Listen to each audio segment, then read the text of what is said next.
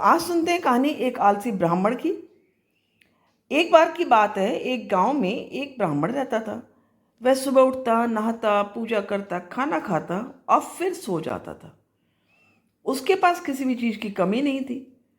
एक बड़ा खेत, खाना पकाकर देने वाली एक सुंदर सी पत्नी और 2 बच्चों का अच्छा सा परिवार था। सब कुछ होने के बाद भी ब्राह्मण के घर वाले एक बात से बहुत परेशान थे। वो बात यह थी कि ब्राह्मण बहुत आलसी था। वो कोई भी काम खुद नहीं करता था और दिन भर सोता रहता था। एक दिन बच्चों का शोर सुनकर ब्राह्मण जाग गया और उसने देखा कि उसके दरवाजे पर एक साधु महाराज आए हैं। ब्राह्मण और उसकी पत्नी ने साधु महाराज का स्वागत किया और उन्हें भोजन कराया। भोजन के बाद ब्राह्मण ने साधु की खूब सेवा की।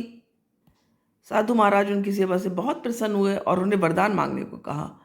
ब्राह्मण ने वरदान मांगा कि मुझे कोई भी काम ना करना पड़े, क्योंकि वो तो बहुत आलसी था, और मेरी जगह कोई और मेरा काम कर दे। तब साधु से वरदान में एक जिन्न देते हैं। साथ में यह भी कहते हैं कि जिन्न को हमेशा व्यस्त रखना। अगर उसे काम नहीं दिया गया तो वो तुम्हें खा जाएगा।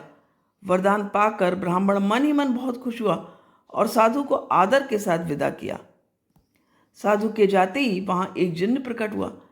पहले तो ब्राह्मण उसे देखकर डर जाता है, लेकिन जैसे ही वो ब्राह्मण से काम मांगता है तब ब्राह्मण का डर दूर हो जाता है और वो उसे पहले काम खेत जोतने का देता है।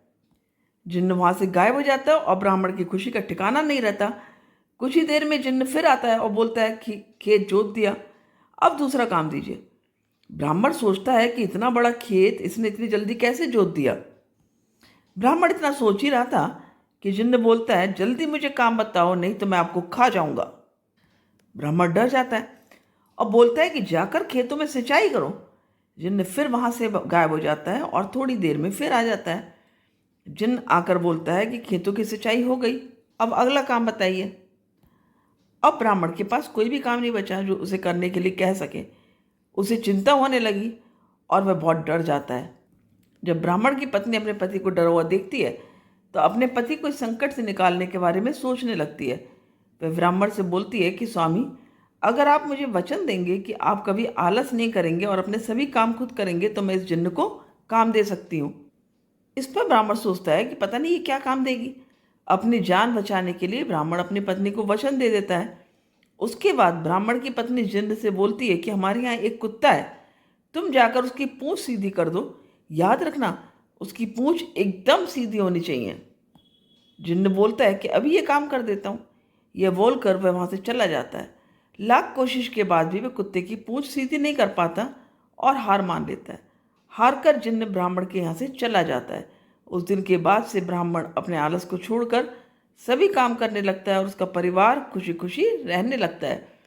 तो कैसी लगी आपको ये कहानी? उम्मीद है अच्छी लगी होगी। कमेंट बॉक्स में लिखकर बताना कहानी कैसी लगी, और यदि चैनल पर नए हो तो सब्सक्राइब जरूर करना। धन्यवाद।